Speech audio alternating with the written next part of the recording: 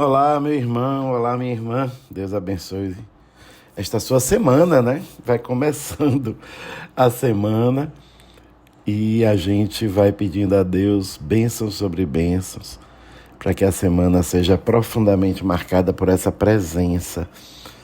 Essa presença não depende da nossa vontade, Ele está. A presença de Deus é uma constante em nossa vida. O que depende da nossa vontade é a sintonia com ela. Sintonizarmos com essa presença, colocarmos o nosso coração no mesmo diapasão. Mas isso não pode ser uma abstração, uma teoria, uma ideia romântica distante. Essa sintonia se dá quando a oração, quando a experiência com Deus, quando a amizade com Ele, quando a consciência da presença dEle repercute em nossas ações, em nossas escolhas, em nossas palavras, em nosso jeito de ser e de viver. Aí a gente vê que é verdade, aí a gente vê que a sintonia está acontecendo. Então, meu irmão, minha irmã, Deus está presente na tua vida. Deus está presente no teu cotidiano. É como reza o Salmo. Se fores ao abismo, Ele lá está. Nas alturas tremendas, Ele está também. Deus é esta presença de amor. Sintonize com ela. Vincule a sua vida a esta presença nesta semana.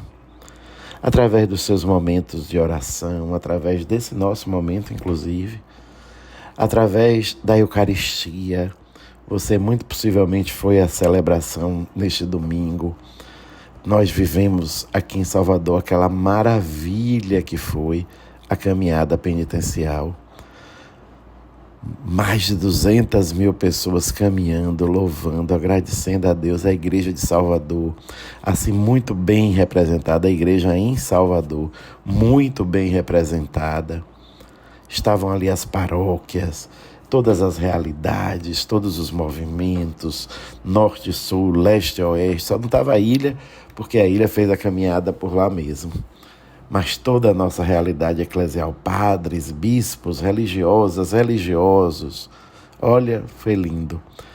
Então, com certeza, essa experiência, essa sintonia pela Eucaristia, pela oração, essa sintonia pela leitura orante da Bíblia, por esse nosso momento junto, tudo isso vai dando consistência a essa consciência, a esse vínculo, a essa sintonia, para que a gente possa sentir e viver conforme esta presença que é um dado, é um fato em nossa vida.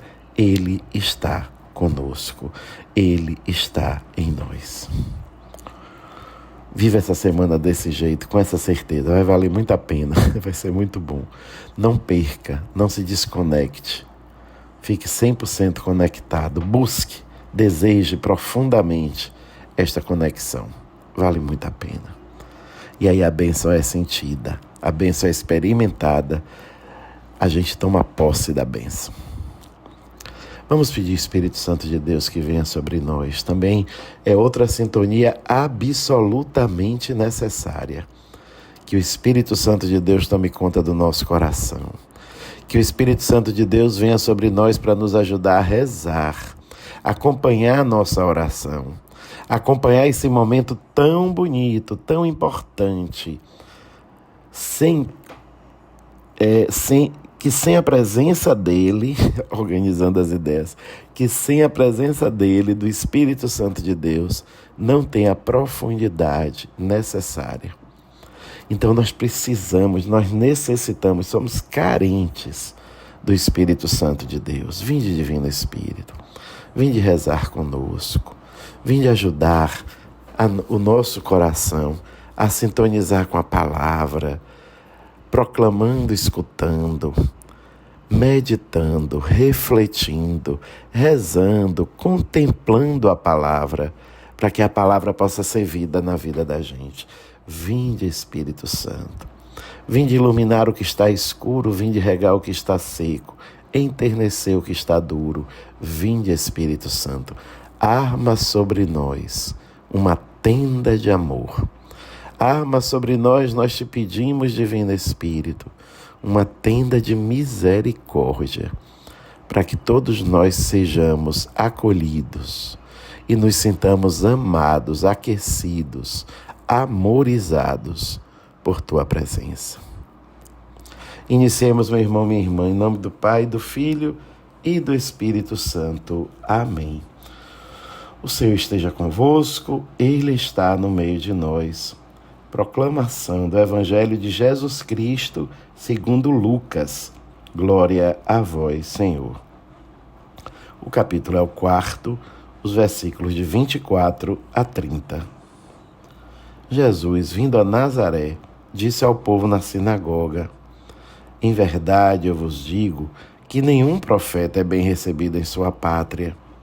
De fato eu vos digo, no tempo do profeta Elias, quando não choveu durante 3 anos e 6 meses, e houve grande fome em toda a região, havia muitas viúvas em Israel.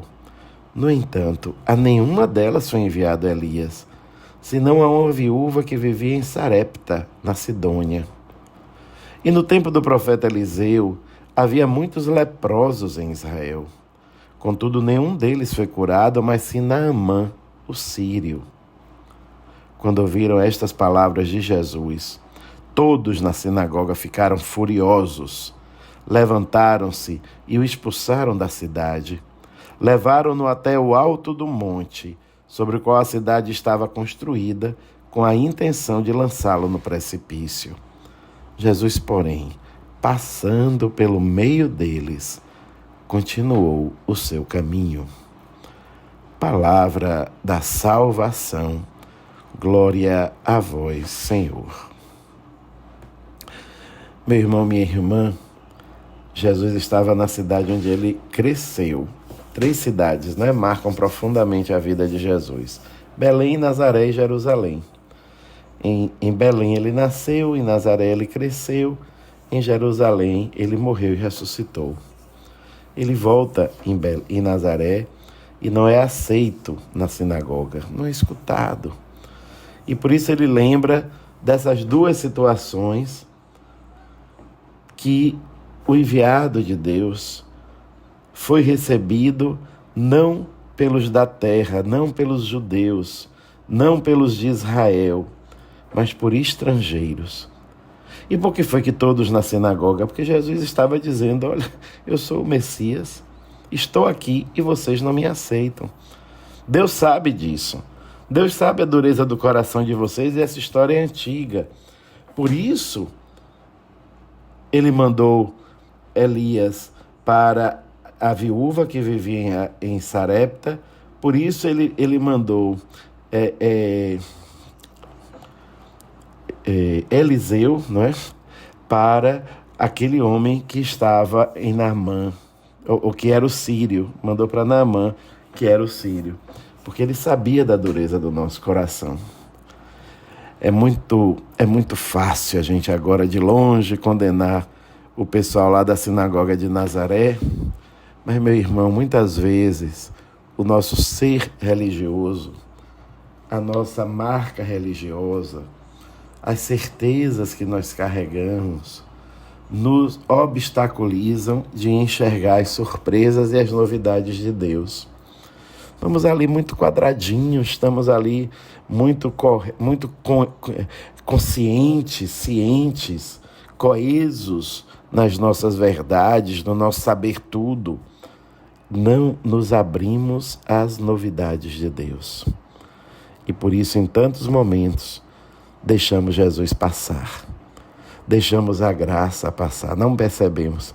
Tem uma palavra de uma professora que eu tive na teologia, na filosofia, na verdade, ela dizia: estamos obnubilados.